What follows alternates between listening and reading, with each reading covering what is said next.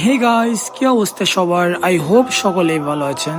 Guys, আজকে আপনাদেরকে দেখাবো চট্টগ্রামের মানুষ কিভাবে কুরবানির ঈদ সম্পন্ন করে। আজকে যেহেতু কুরবান, আমাদেরকে অনেক কাজ করতে হবে, এজন্য তাড়াতাড়ি ঘুম থেকে উঠেই বের হয়ে পড়ি। বাসা থেকে বের হয়ে দেখি সবাই নিজেদের কুরবানির পশু গোসল করাই দিচ্ছে। এরপরেই আমরা যে জায়গায় কুরবানির পশু জবাই করব ওই জায়গাটা পরিষ্কার করে রাখতেছিলাম। আমাদের ঈদের জামাত ছিল সকাল 7টায়, যদিও বা একটু তাড়াতাড়ি হয়ে গেছিল, কিন্তু কোরবানির ঈদের জামাত একটু তাড়াতাড়ি দেওয়াই ভালো। সব কাজ শেষ করে চলে আসি বাসায় অ্যান্ড গোসল করে রেডি হয়ে যাই। এরপরে মসজিদের উদ্দেশ্যে রওনা দিই।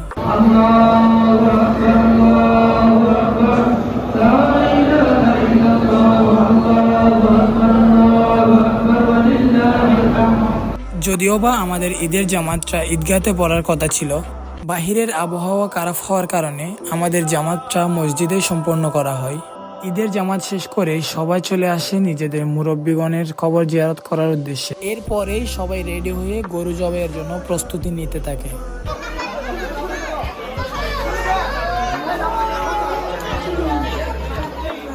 সবকিছুর প্রস্তুতির পর হুজুরও চলে আসে। এরপর একটা একটা করে সব গরুকেই জবাই করে দেওয়া হয়। এরপরেই শুরু হয়ে যায় কষাই কাজ। যদিও বা কোরবানির একদিনের জন্য সবাইকে কষাই হয়ে যাওয়া লাগে। আপনিও যদি একদিনের কষাই হয়ে থাকেন অবশ্যই কমেন্ট করে জানাবেন, পারলে একটা করে কষাই কাজের পিক দিয়ে যাবে। কোরবানির ঈদের জামাত তাড়াতাড়ি হয়ে যাওয়া ভালো, এজন্যই বলা হয়েছিল। দেখেন, ওনাদের কাজ শেষ হয়ে প্রায় 10:30টার দিকে। যদি ঈদের জামাত আরেকটু দেরি হতো তাইলে আমাদের প্রায় জোহরের সময় হয়ে যেত কাজ শেষ করতে করতে।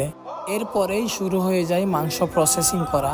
আমাদের ইসলামের নিয়ম অনুযায়ী কোরবানি গরুর মাংস 7 ভাগে ভাগ করতে হয় এবং ওইখান থেকে সম্পূর্ণ 1 ভাগ রেখে দেওয়া হয়। এলাকার মধ্যে যারা কোরবানি করতে পারে না বা যাদের কোরবানি করার সামর্থ্য নেই, এই মাংসগুলা তাদেরকে ভাগ করে দিয়ে দেওয়া হয়। এই মাংসগুলা আমাদের এলাকাবাসীর হক।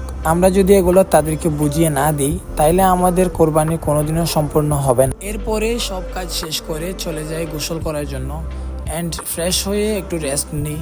সকালে ছিলাম কসাই, বিকেলে হয়ে গেলাম ডেলিভারি ম্যান। যদিও বা সব কিছুই একদিনের জন্য, এই কাজগুলা করতে একটু কষ্ট হলেও অন্যরকম একটা ভালো লাগা কাজ করে। কোরবানির এই দিনটা আপনাদের কেমন লাগে অবশ্যই কমেন্ট করে জানাবেন। সত্যি বলতে আমার ডেলিভারি নিয়ে কোনো কষ্ট করাই লাগে নাই, কারণ আমার কাছে পার্সোনাল বিমান ছিল যেটা নিয়ে সব জায়গায় ডেলিভারি দেওয়া হয়ে গেছিল। এরপর সব জায়গায় ডেলিভারি দেওয়া শেষ করে চলে যাই আফুর বাসায়। আফুর বাসায় গিয়েই দেখি আমার বাগনি এবং বাগিনা দুজনেই ঘুমাচ্ছে।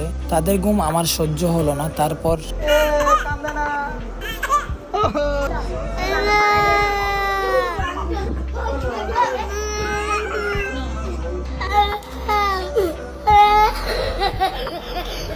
সত্যি বলতে তাদের সাথে আমার পার্সোনাল কোনো শত্রুতা ছিল না, আমি জাস্ট তাদের ঘুম ভেঙে দিয়েছিলাম। এরপরেই বাকিটা ইতিহাস।